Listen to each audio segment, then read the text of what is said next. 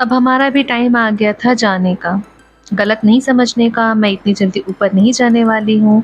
हम वापस घर को जा रहे हैं तो मेरी प्यारी भांजी मुझे पकड़ के खड़ी थी, मामी मत जाओ, मैं भी आपके साथ जाऊंगी।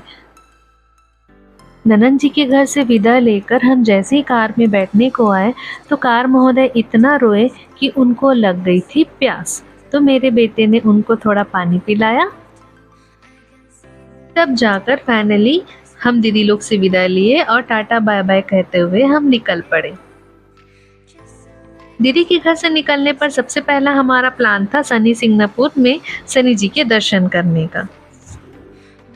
अब हमारा पाचन क्रिया इतना फास्ट है कि गाड़ी में बैठे बैठे हमारा नाश्ता पच गया था, तो हमको लगी थी भूख।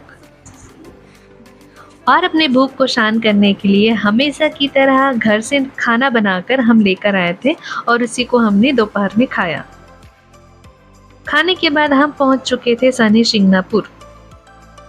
यहाँ दुकान के अंदर सामान लेने के लिए आपको हाथ पैर धोकर जाना पड़ेगा। यहाँ की सबसे खास बात जो मैंने सुनी थी और देखना चाहती थी वो आपको बताती हूँ। मैंने सुना था शनि सिंगनापुर में किसी भी दुकान में शटर नहीं होता और वाकई में ये सच बात थी। मैंने वहाँ सारे दुकान को देखा, वहाँ एक भी दुकान में शटर नहीं रहता है, मतलब वहाँ की दुकान हमेशा ऐसे ही ओपन रहते हैं। फिर हमने वहां से पूजा के लिए सामान खरीदा, उसके बाद चल पड़े थे शनि जी के दर्शन के लिए। मंदिर के अंदर जाने के लिए थोड़ा पैदल चलना पड़ता है।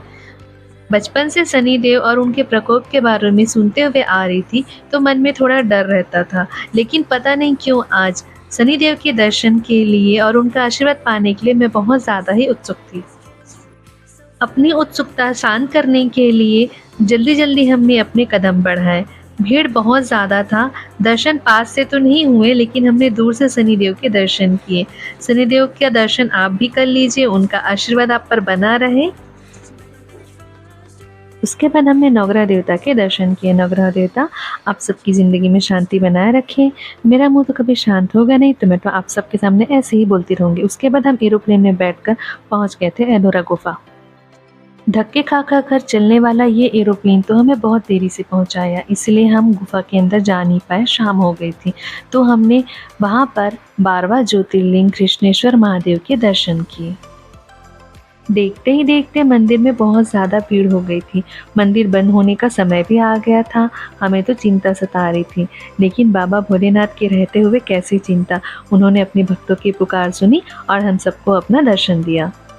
फिर हम सब बाबा भोले की नगरी में ठहरने का इंतज़ाम किए क्योंकि अगले दिन एलोरा गुफा भी तो जाना था। Bye bye.